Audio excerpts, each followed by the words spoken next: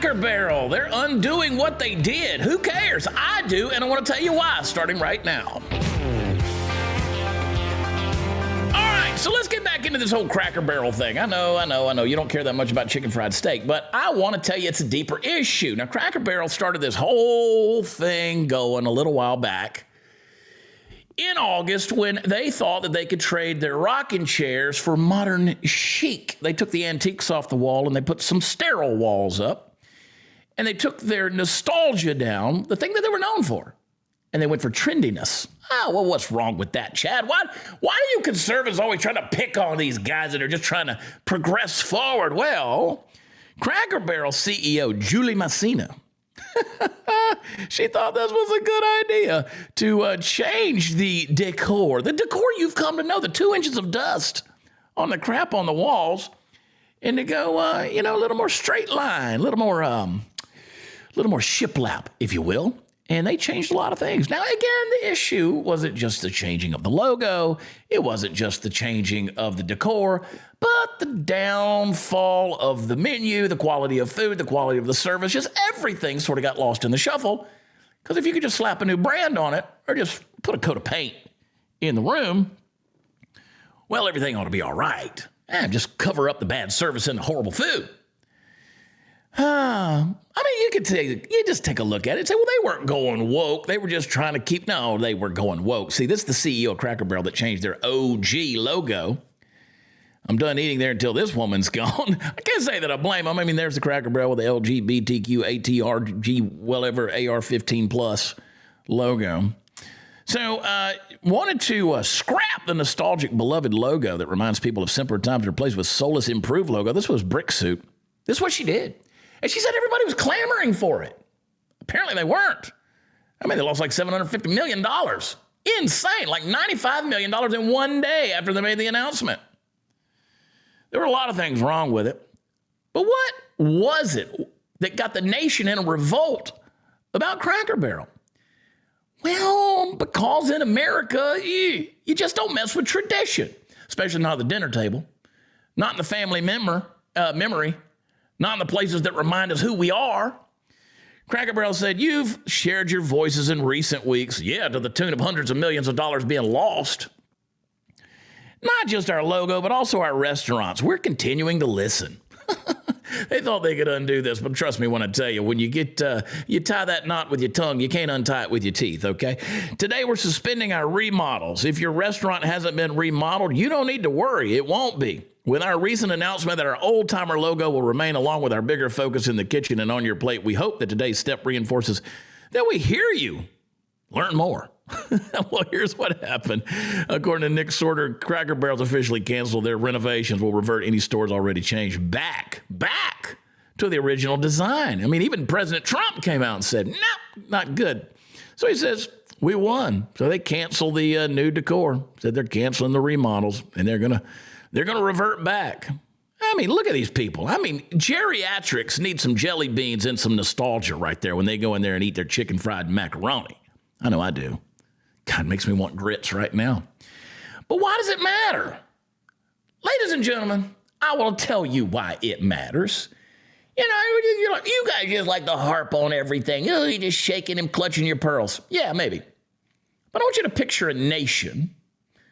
I dare you to go back with me in time, just a little bit, where our collective heartbeat is not found in sleek, minimalist aesthetics, but in the familiar hum of those rocking chairs and that dusty antique decor and the fireplace and the checkerboards and the unmistakable emblem of Uncle Herschel, that warm, unpretentious face of tradition leaning on the Cracker Barrel that is America's emotional landscape. Cracker Barrel has long been a comforting echo. It was something that when you drove down the highway on a family trip in an old family truckster, you could pull into Cracker Barrel and you were going to find a taste of home, because the one in Murfreesboro, Tennessee was going to be the one in Albuquerque, New Mexico. No matter where you were, you could expect the same.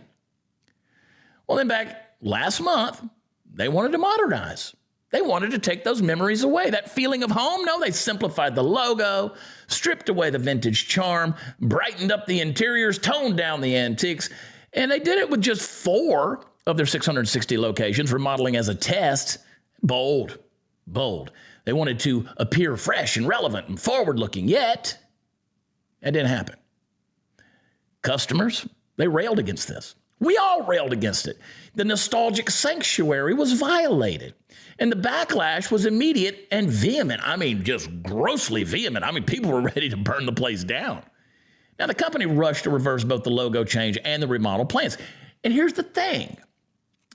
Because it's one thing to put up with crappy food. Sometimes you'll put up with crappy food and even bad service if you can have some familiarity.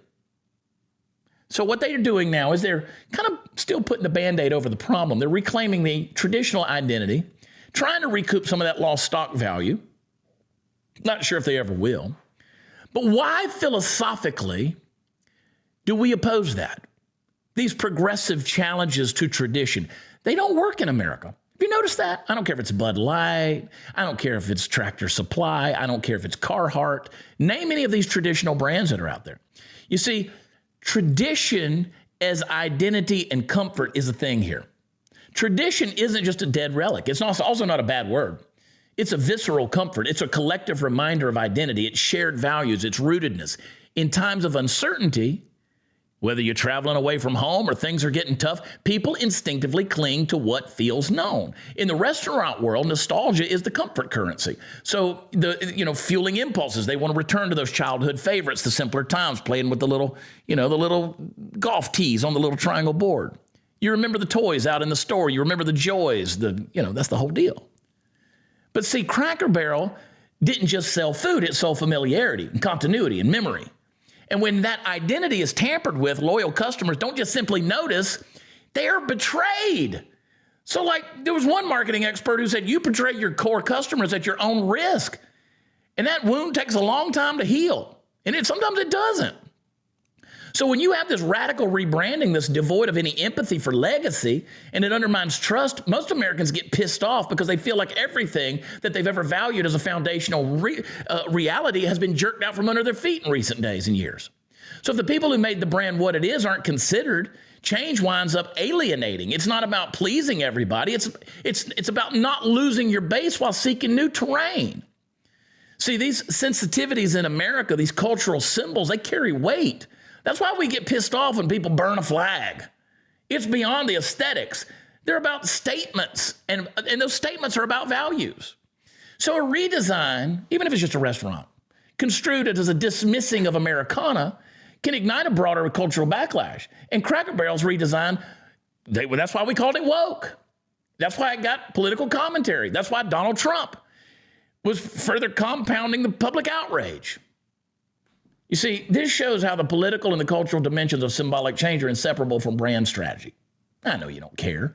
America often resists challenges, traditional cultural foundations, because tradition is what anchors us emotionally and psychology. We like it. Branding thrives on consistent identity and trust. Change without understanding, without empathy, is going to betray the relationship we have with you. Cultural symbols rarely stay apolitical. We know this. They've become battlegrounds of identity. And so Cracker Barrel's attempted makeover was a perfect illustration of this. Learn from this, folks. You take a beloved institution, they momentarily dismiss the cultural rhythms of its clientele, and they learn the power of tradition, not just branding. Woke or progressive cultural attempts that disregard the emotional and communal underpinnings of a tradition are prone to misfire every dang time because they neglect the evolutionary bonds that hold society together. See, that's what's wrong fundamentally with America today. That's why we're so anti-woke. See, in America, when progressive efforts overwrite or appear to overwrite deeply held cultural touchstones, they're going to lose. And they lose not because tradition is static or reactionary, but because culture is relational, resilient, emotive, is anchored in memory, not mere trends. And Cracker Barrel, my friends, they had to learn the hard way. So did the rest of these woke cultural companies out there. And you know what? I wish you the best. Me personally, I'm done with them. Done with them. I love you guys. Make sure you are subscribed to the Chad Prather Show on Rumble and YouTube. You can subscribe to the audio only I don't care if you don't want to see me. Fine, just listen to me.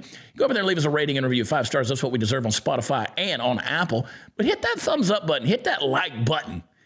And remember, there are still some people out there that believe in traditional values.